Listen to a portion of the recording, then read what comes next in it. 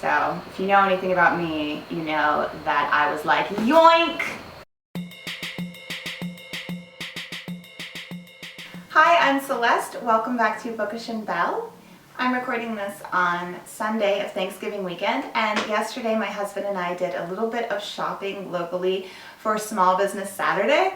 So I mentioned in my video about Minimalist Christmas, which I'll link down below if you haven't seen it yet, that I always try to avoid the shops on Black Friday for myriad reasons, which I'll talk about in that video. But recently we have developed an interest in sometimes going out on Small Business Saturday because it's a quite enjoyable way to spend your time seeing what's up with the local shops and maybe starting some of your Christmas shopping, and also just treating yourself to any items that you see that you'd like to bring home. So I thought it might be nice to do a short haul video for you because obviously talking about minimalism on YouTube, there is a lot of emphasis on the items that we're getting rid of, but the truth is that we're still going to be bringing new things into our lives somewhat, and I think it would be interesting to make sure that that's a part of the story as well. So I wanted to share with you the things that I bought on Small Business Saturday. I'm not going to share anything that I got as a Christmas gift for anyone because obviously I don't want to ruin the surprise if they were to see this.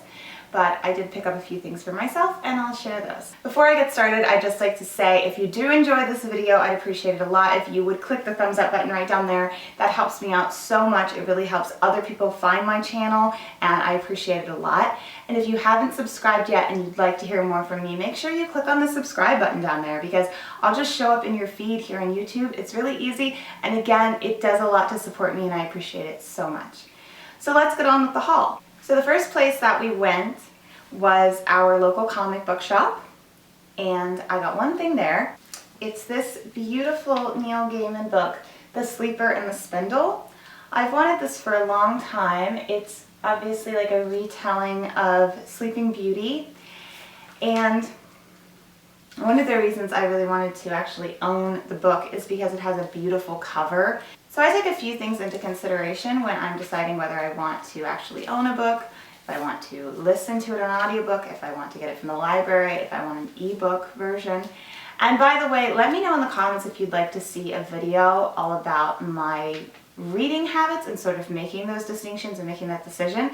So I think that could be interesting to talk about as well. I know a bunch of different people that are decluttering have different approaches to that, and a lot of them are just into ebooks only or library books only, and I'm still doing a mix of them, which I feel is what works best for me. So I'd love to talk to you about that as well if you're interested. Just let me know in the comments. So this has a gorgeous cover. Here's what I really love about it.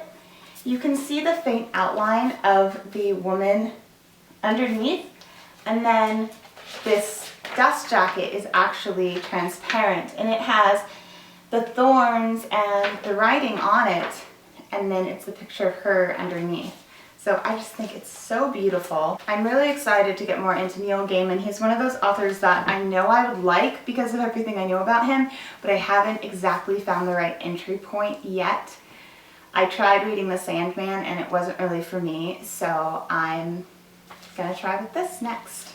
After the comic book shop, we went to our favorite local bookstore.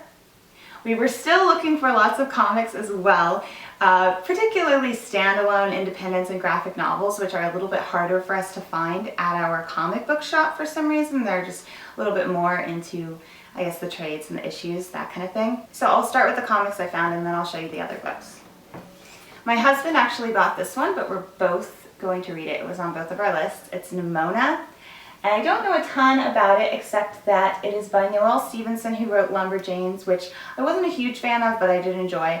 And I've heard really good things about this, and I know that the main character sort of becomes like an assistant to like an evil villain, and it's kind of playing with that whole like good versus evil dynamic. And it sounds really interesting, and we both wanted to read it, so we picked that up. Also picked up Super Mutant Magic Academy. I heard about this one in a video here on YouTube, which I will link down below, and it looked really funny and interesting to me. And this was just on my list, but I think my husband is also going to read it because it looked interesting to him as well. it doesn't seem like it's like all one story. It's more like every individual page has its own panel, like a collection of comics that sort of take place in the same world.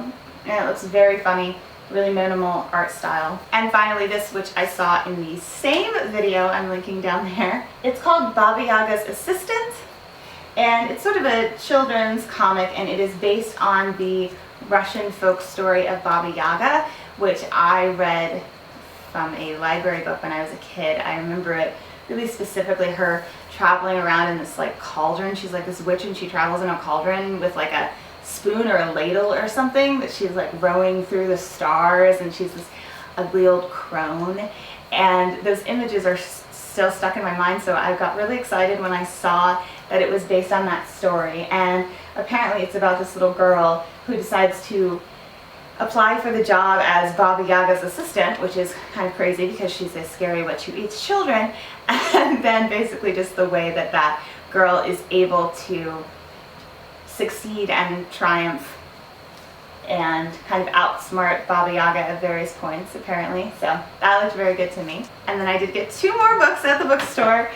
This one is Love, Style, Life. It's by Garance Duray, who, if you watched my series on my style icons, which I will also link down below, you will know that I'm a huge fan of Garance Duray. So when I saw this, I was like, oh my gosh, and then I started turning through it and I saw that the design was very beautiful, and it also had a few interviews with people like Jenna Lyons and Emmanuel Alt, who were also both in my style series on my style icons. So I kind of got super excited. And so I got this. I already read it yesterday, pretty much cover to cover, and I did enjoy it. I do wish it had been more about style than about life, just because I think that's the part of her experience that I find more interesting, is her personal style, and just less about her experience as a blogger and stuff, just because I know more about that already and it's not so specific to her, you know.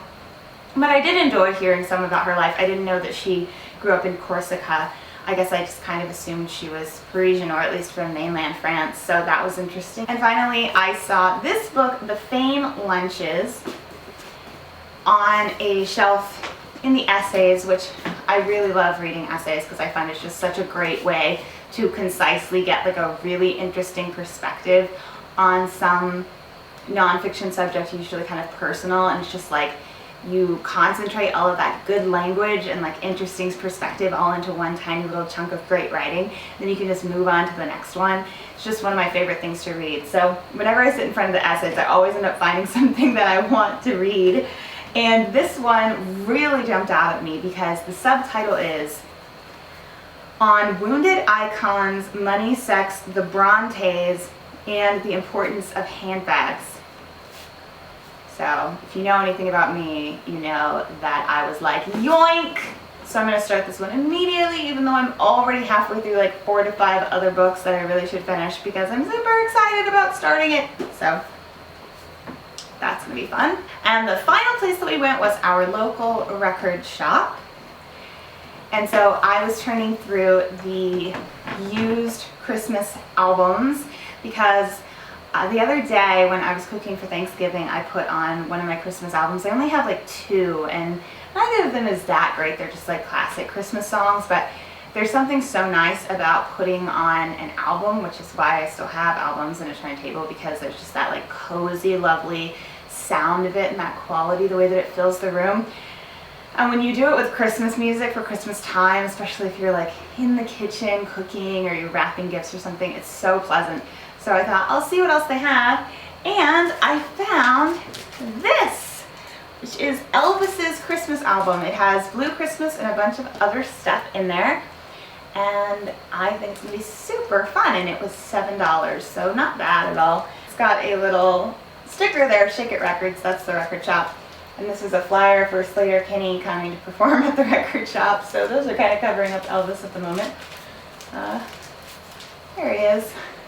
So that is my Small Business Saturday haul. If you're a fan of Small Business Saturday, or if you have any thoughts on good on Black Friday or Small Business Saturday that you'd like to share, please do leave those in the comments. And definitely let me know if you want to hear more about how I organize my reading life with my effort to declutter and minimize, and how I choose what formats to read. I would be happy to do a video on that for you. I hope that you had a very happy Thanksgiving holiday if you celebrate it, and if not, I hope you just had a good week.